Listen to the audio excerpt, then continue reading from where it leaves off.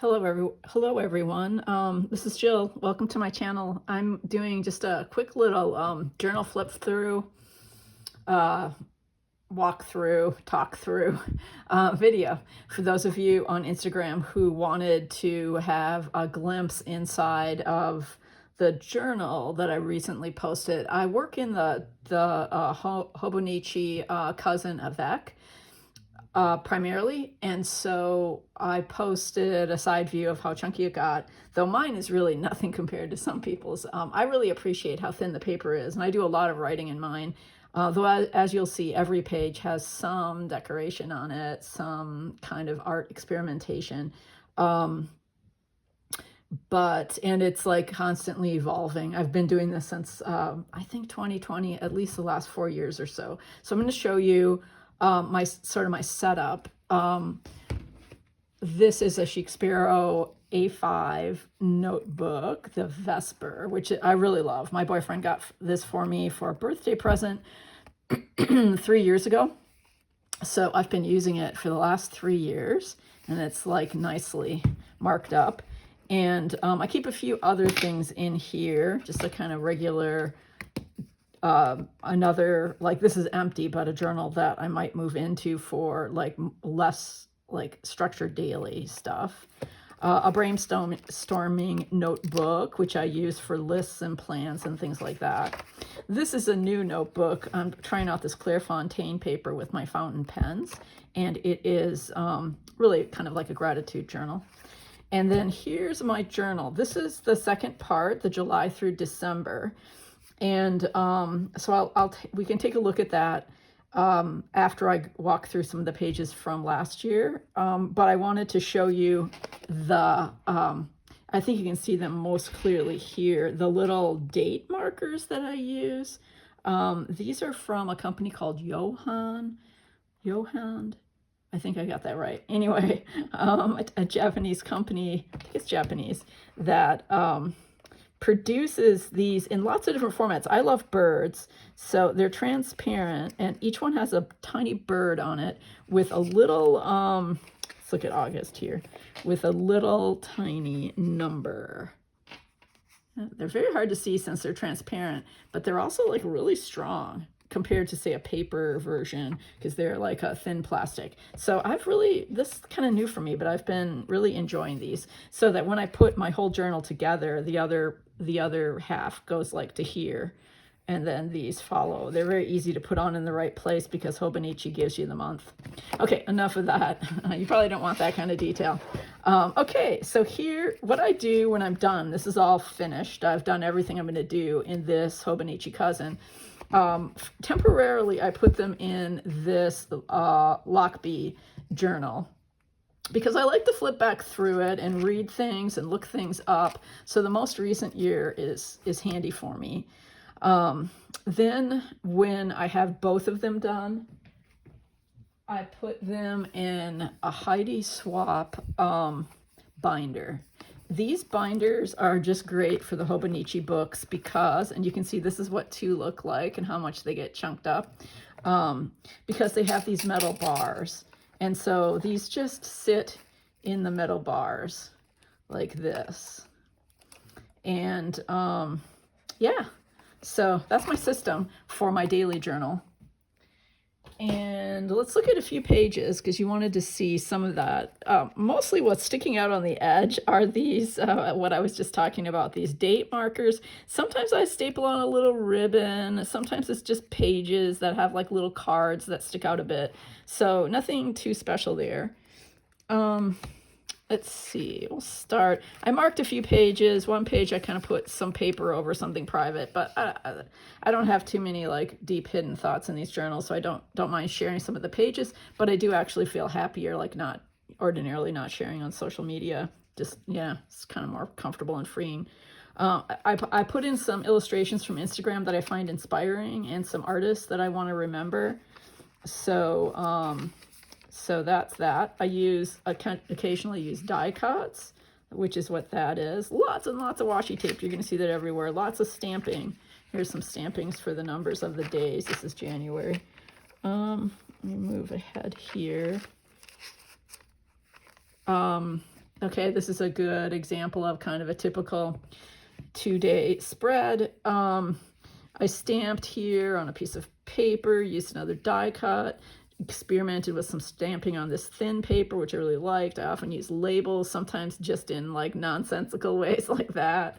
Washi tape, of course. I really love like certain kinds of clear stickers. You'll see that of people.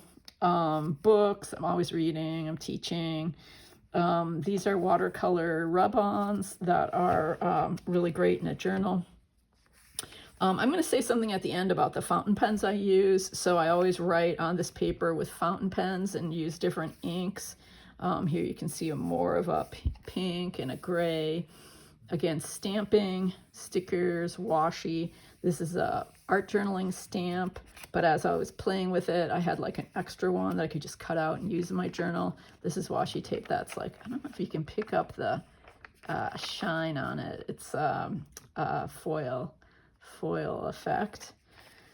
Every now and then I do this kind of die cut where you've got like a cool little pocket.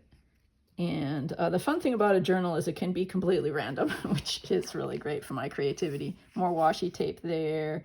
My pages often go like this. They run on to the next page. Here I did some stamping. I love date stamps for the journal and did some PET tape that was white on top of the black letters. Again, just kind of experimenting with things.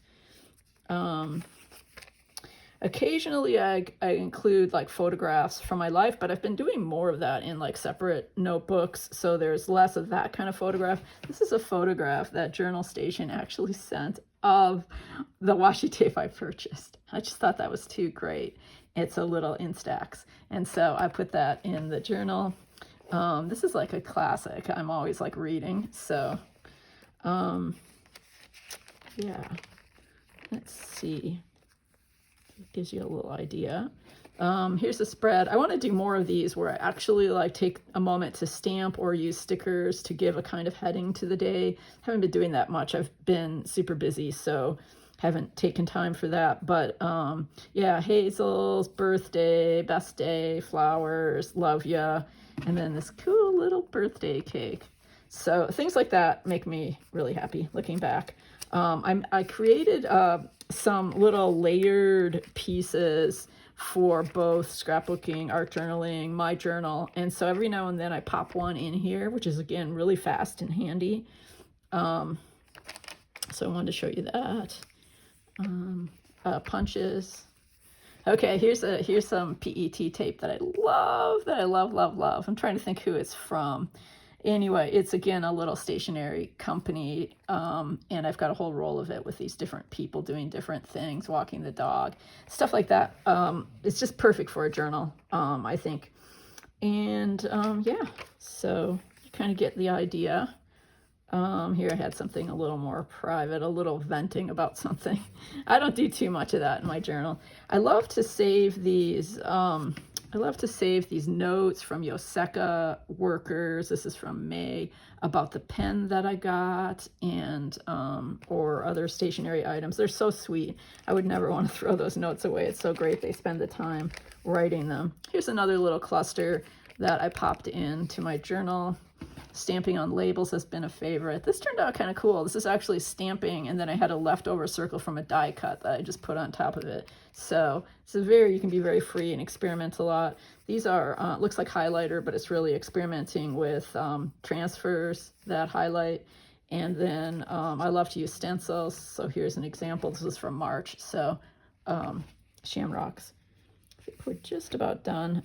This just gives you an example of the pages in the Hobonichi that are month pages. I found some cool calendar stickers, so I've been using them, not always on these dividers, but that's a good thing. Good way to decorate it. They're just different things that I do in different months. Since this is May, I put some flowers up here. A little bit of stamping. I love stamping along edges, so you see a lot of that. Here's another one of those little Yoseka notes. Little kitty. Yeah, and then again, date stamps. This is an older one from Studio Calico that I really like, and I want to remember to like use it periodically.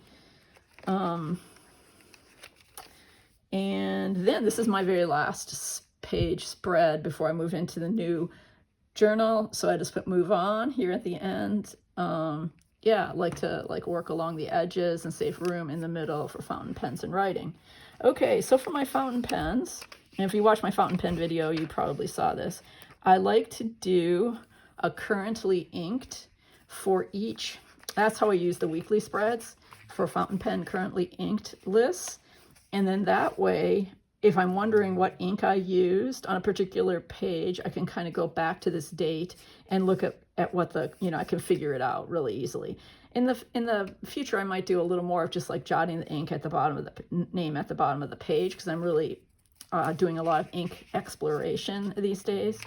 But that's how I use these pages. It's also just fun because it gives me a chance to visit my pens and remind myself of ink names, and so I'm able to kind of cultivate that hobby while I work in this journal.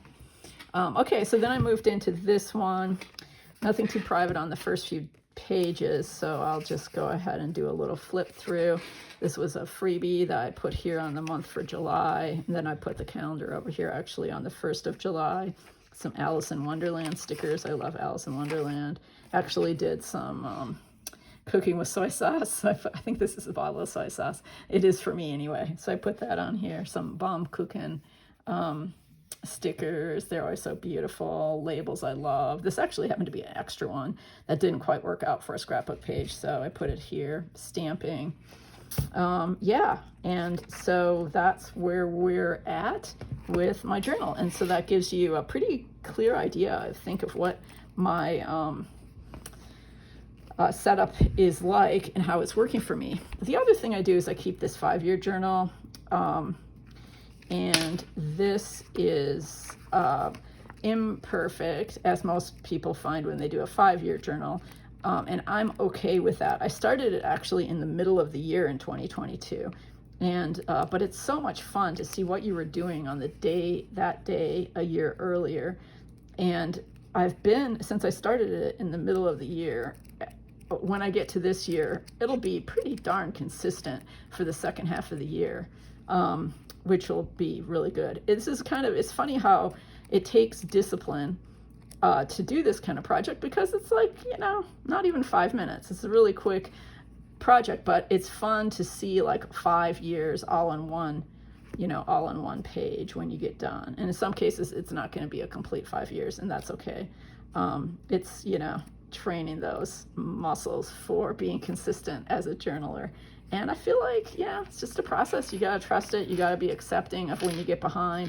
Occasionally I do little catch-up days, which actually don't take that long for this kind of journaling, which is very brief. And so that's where I'm at with journaling at this point in my process. And I hope this was helpful for those of you who wanted to see a little bit of a flip through. Bye.